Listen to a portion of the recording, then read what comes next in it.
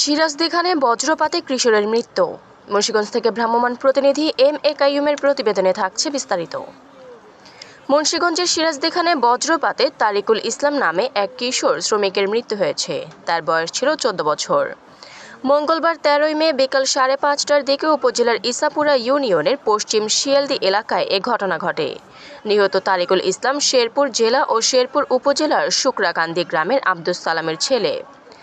আব্দুস সালাম 2 সন্তান স্ত্রী নিয়ে অন্যের জমিতে কাজ করার উদ্দেশ্যে উপজেলার ইসাপুরা ইউনিয়নের পশ্চিম শিয়ালদি গ্রামে আলী হোসেনের বাড়িতে থাকতেন। স্থানীয়রা জানান, পশ্চিম শিয়ালদি এলাকায় ডাটা খেতে কাজ করছিল তারিকুল।